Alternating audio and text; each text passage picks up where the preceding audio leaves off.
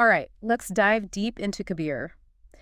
This 15th century Indian mystic poet, he had some seriously mind-blowing stuff to say about reality, who we are, and the meaning of happiness. And we've got this excerpt from a discourse by Osho. He goes deep into one of Kabir's poems, which I think is so cool because we get another spiritual giant's take on these timeless ideas. It's a double dose of wisdom, right? Yeah. What's really fascinating is how Osho starts talking about that feeling of separation we all have.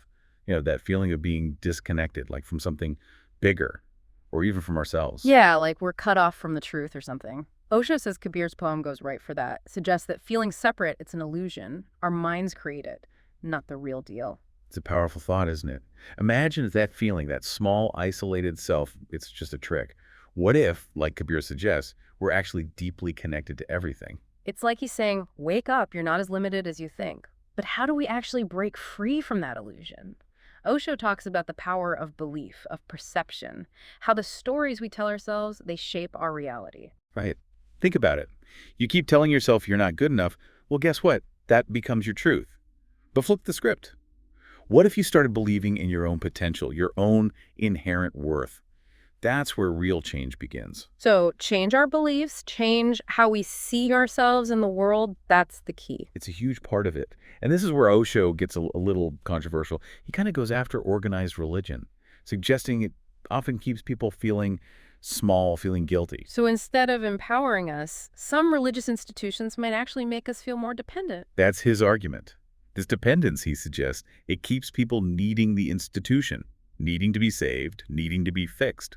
It's a bold claim, and it puts Osho right alongside Kabir, who, he was a total rebel in his day, challenged all those religious authorities and dogmas. It's like they're both saying, think for yourself. Don't just blindly accept what you're told. But if we're all carrying these illusions, these limiting beliefs, how can we ever recognize true spiritual wisdom, even if we see it right? Osho says it's harder than we think. He says we're always filtering the world, through our own experiences, our own biases. We project our limitations onto others, and that makes it tough to see them clearly, to recognize their true essence. So even if we meet a real spiritual teacher or a real teaching, our own baggage, it could block us from seeing it for what it is. It's like trying to appreciate a beautiful painting, but you're wearing sunglasses, Osho's point is, we got to clean those lenses, become more aware of our own filters, our biases, then we can see the world and the people in it more clearly. Okay, I'm seeing where this is going. It's all about shifting our perspective. Instead of getting caught up in the external world, all the drama, the distractions, Osho, like Kabir, they say, turn inward. Exactly. He calls it a shift from the seen to the seer. Instead of focusing on all that fleeting stuff, all those appearances, we got to cultivate awareness. Awareness of the observer, the unchanging consciousness that's always there within us. This reminds me of meditation. Is that what he's talking about? Meditation is one of the tools, sure. But it's bigger than just sitting on a cushion, It's about cultivating that inner awareness in every moment, noticing our thoughts, our feelings, our sensations without getting swept away. So it's like becoming the washer of our own minds. Like there's this part of us that's separate from that constant stream of thoughts and emotions. That's the idea. Yeah. And as we practice this, we start to create space between ourselves and those thoughts and feelings. And in that space, that's where we find freedom. That's where we start to experience true happiness. And that takes us to one of Osho's key distinctions, right? He talks about two kinds of happiness. Sukh, the fleeting kind, and Anand, which is this deeper, lasting bliss. And he's really clear about this. True happiness, and it doesn't come from external things, Yeah. Not about getting what you want or avoiding what you don't like. It comes from inside, from experiencing our true nature, that boundless awareness we were just talking about. So we don't have to chase happiness. It's already inside us. That's the radical idea. Both Kabir and Osho are pointing to that. And it's not just some abstract concept either. Think about those moments in your life when you felt truly content at peace. Not because something good or bad happened, just because you felt connected to something larger than yourself. That's a taste of Anand right there. Whoa, that's powerful. So how do we get more of that? Osho mentions this journey of energy, something about Kundalini moving through chakras. I'm not sure I totally get that part. It's one of the more mystical parts of Osho's interpretation. He's drawing on yogic traditions. He's describing how energy, kundalini, it rises from the base of the spine, the Muladhara chakra, up to the crown of the head, the Sahasrara. And what does that have to do with happiness? Osho says that as this energy flows freely through these centers, different aspects of our being, they get activated and balanced. It's like clearing blockages in a river, so the water can flow freely. So maybe these chakras, they represent different parts of ourselves. And as energy moves through them, we become more whole, more aligned. That's one way to think about it. But it gets even more interesting, because Osho claims that even those negative emotions like desire and anger, they can be used to fuel this energetic journey. Wait, hold on. He's saying anger's a good thing. That doesn't sound right. Well, not good in the usual sense. He's saying that even those tough emotions, they're powerful energy. We suppress them, they cause problems. But if we learn to observe them with awareness to channel that energy, they can actually propel us forward on this spiritual path. So instead of trying to get rid of anger or desire, we should try to understand them, work with them in a constructive way. That's a pretty radical concept. It is. And it brings us to one of the most fascinating parts of this journey, the anahata sound. The anahata sound, what's that? Osho describes it as an inner sound, something you hear not with your ears, but with your inner being. He says that when you experience this sound, it's a sign of a huge shift in consciousness. The mind becomes still, doubts just dissolve, and this deep sense of peace washes over you. That sounds amazing, like reaching a whole other level of awareness. It is. And it often happens in deep meditation, when that constant mental chatter, it finally quiets down. It's described as a cosmic hum, a vibration that underlies everything. Have you ever felt that deep inner silence? That feeling of profound peace, like tuning into the heartbeat of the universe. I think I have, yeah. It's a feeling I can't really describe. But it's incredibly powerful. We've covered so much ground already. Maybe it's a good time to pause, let all this sink in. Yeah, let's take a moment to reflect. We've explored this idea of a false sense of separation, the power of our beliefs, and Osho's view of organized religion. We've talked about the challenges of recognizing truth and the need to shift our focus inwards. And we've started to uncover the mysteries of this inner journey, this energy, and the possibility of using even difficult emotions for growth. There's so much more to explore, but for now, let these ideas settle in. All right, listeners, we're just getting started. Join us in part 2, where we'll dive even deeper into Kabir and Osho. We'll explore how to bring these profound insights into our everyday lives. So we left off talking about the anahata sound. That inner sound that Osho says is a sign of a huge shift in awareness. It's like our minds go quiet and we experience this deep peace. Yeah, and it's really a big part of the journey Osho is describing. The idea that as we turn inward, become more aware, we start tapping into a deeper reality, And that's when we hear the anahata sound. Well, it can happen in deep meditation, but it's not just about that. It's more about a change in how we see things, a tuning in to that vibration, that hum that underlies everything. Like that heartbeat of the universe you were talking about. Exactly. And Osho, he says that hearing this sound, or even just getting glimpses of that silence deep inside, it's a sign that we're on the right path. So it's not something we can force. It's about creating those right conditions through things like meditation and awareness. That's the idea. But here's where it gets really interesting. Osho says that even those emotions we usually try to avoid, things like anger and desire, they can actually help us on this journey. Okay, I'm still a little confused about that. How can anger, which feels so destructive, be helpful? Well, it comes back to energy. Osho is drawing on those ancient yogic teachings, about kundalini energy.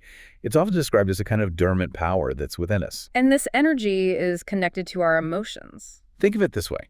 Emotions are like energy in motion. Anger, desire, joy, sadness, they all have a certain energy charge.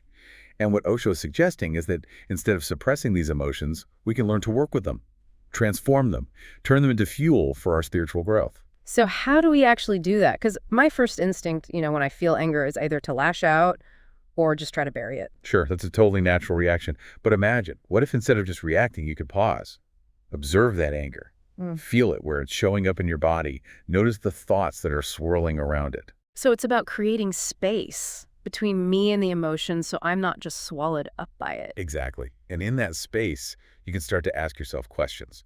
What's triggering this anger? Is there a need that isn't being met or a boundary being crossed? What's this emotion trying to tell me? It's like I become a detective, investigating my own inner world. That's a great way to put it. And by bringing that awareness to the emotion, you create space between you and the feeling itself. And in that space, You have more choice. More Yeah. choice about how to respond. So instead of being controlled by my anger, I can choose how I deal with it. You got it. And remember Osho's point about transforming those negative emotions, turning them into fuel for growth. That's how we do it. By getting curious about those feelings, you might find some deeper patterns in your reactions. Find healthier ways to meet your needs. Okay, that makes sense. But I think a lot of people, myself included, we struggle with that whole letting go of desire thing. If we're not supposed to be chasing things, how do we even find motivation in life? Right, it's the common misunderstanding that spiritual growth means becoming desireless. Osho wasn't saying get rid of desire completely. He was talking about understanding it, using it wisely. So it's more about being aware of our desires and asking ourselves, are they aligned with our values? Exactly. Instead of getting swept away by every little whim or craving, ask yourself, does this desire serve my highest good? Does it move me toward my true purpose, or is it just a distraction? That's a great question to ask because a lot of times we're chasing things that won't actually make us happy, not in the long run. Like that saying, right? Be careful what you wish for. True fulfillment, it comes from aligning our desires with our deepest values. This whole conversation has been a great reminder that true happiness, that anand that Kabir talks about, it comes from inside. It's not about changing our circumstances, it's about changing our perspective. You got it. It's about cultivating awareness, connecting to our true nature, which is, already whole and complete. It's like we already have this treasure chest of joy and peace. We just need to remember how to open it. I love that. And remember, it's a journey, not a destination. There will be days when you're killing it and days when you completely fall apart. So no need to beat ourselves up if we aren't, feeling blissful every second of every day. Exactly. Be kind to yourself. It's a practice. Ah. The more we practice bringing awareness into our lives, the more we can tap into that joy. It's always there. Any last pieces of wisdom for our listeners before we wrap up? This has been amazing. Just remember what Kabir and Osho have been saying all along. You are not separate from the truth. That feeling, it's an illusion. True happiness, it's not something you find out there in the world. It's something you cultivate from within. And this journey is about finding your own path, not following someone else's rules. So, explore different practices. Be curious. Be kind to yourself. And most importantly, trust your own inner wisdom. All right, so we're back for the final part of our deep dive into Kabir and Osho. We've been talking about these really big, mind-bending concepts. But now, let's get practical. How can we actually use all this wisdom in our daily lives? That's the big question, right? It's easy to talk about and kundalini energy and all that, but how do we actually make it real? In our everyday routines, our jobs, relationships, all of that. Exactly. Because it's easy to feel inspired while listening, but then real life happens and we forget all those amazing ideas. Yeah, I think that's where the rubber meets the road, right? Remember how Osho talked about shifting from the seen to the seer? It's not just some philosophy, it's something we can practice all the time. So instead of getting lost in all that external stuff, the to-do lists, emails, and worries, we need to cultivate that inner awareness. You got it. And one of the easiest ways to do that, one of the most effective too, is mindfulness. Have you ever tried any mindfulness practices? I've tried some meditation, but I'm never sure if I'm doing it right. There's really no right or wrong way to do it. The heart of mindfulness is just paying attention to this moment, noticing your thoughts, your feelings, your sensations without judging them. It could be as simple as taking a few deep breaths before work, or really savoring each bite of food when you eat. That sounds simple enough. But what about when those big, tough emotions come up? Like, you're stuck in traffic and the anger starts to build. Osho said we shouldn't repress those feelings, right? Right. He saw those intense emotions as energy, powerful energy, but we can learn to use it instead of letting it use us. That's where self-reflection comes in. So, instead of yelling at other drivers, I should just pause and try to figure out what's happening inside me. Yeah, it's like hitting the pause button on autopilot. Ask yourself, where is this anger in my body? What thoughts are feeding it? What need of mine isn't being met right now? I like that. It's like being a scientist, but for my own emotions. That's a great way to put it. And just by being aware of those emotions, you start to create some space between you and the feeling. And in that space, you have options. You can choose how you'll respond. So instead of being controlled by anger, I can actually choose how to deal with it. You got it. And remember what Osho was saying about transforming those, quote, negative, unquote, emotions, turning them into fuel for growth. This is how we do it. By getting curious about your feelings, you might notice patterns in how you react. and maybe find healthier ways to get your needs met. Okay, that makes a lot of sense. But I think a lot of people, me too, we struggle with letting go of desire. If we're not supposed to be chasing things, how do we find motivation? Yeah, there's this idea that being spiritual means having no desires. But Osho wasn't saying we need to get rid of desire completely. It's more about understanding it and using it wisely. So it's about being aware of our desires and then asking ourselves, do they match up with our values? Exactly. Instead of getting swept up in every little thing you want, ask yourself, is this good for me, really? Does it take me closer to my purpose? Or is it just a distraction? That's a great question, because honestly, we often chase after things that won't really make us happy. It's like that saying, be careful what you wish for. True happiness, true fulfillment comes from aligning our desires with what really matters to us. This whole conversation has been so eye-opening that true happiness, the Kabir talks about, it comes from inside. It's not about changing things around us, it's about changing how we see things. You got it. It's about awareness, connecting to that true part of ourselves, that part that's already complete. It's like we already have this treasure chest full of joy and peace. We just got to remember how to open it. I love that analogy. And remember, it's a journey, not about reaching some destination. Some days will be great, some days you'll totally mess up. So it's okay if we're not, feeling blissful every minute of every day. Exactly. Be kind to yourself. It's a practice. The more we practice awareness, the more we can experience that joy that's already there. Okay, any final words of wisdom for our listeners as we wrap up? This deep dive has been incredible. Remember what we've been exploring with Kabir and Osho. You're not separate from the truth. That feeling is an illusion. True happiness, it's not out there somewhere. It's something you cultivate inside. And this journey, it's about you finding your own way, not following someone else's rules. So explore, be curious, be kind to yourself, and most importantly, trust your own inner wisdom. What a perfect way to end. To all our listeners, remember, you are already whole, you are already worthy, and you are already capable of experiencing boundless joy. Thanks for joining us on this deep dive, everyone. Until next time, keep exploring, keep growing, and keep shining your light.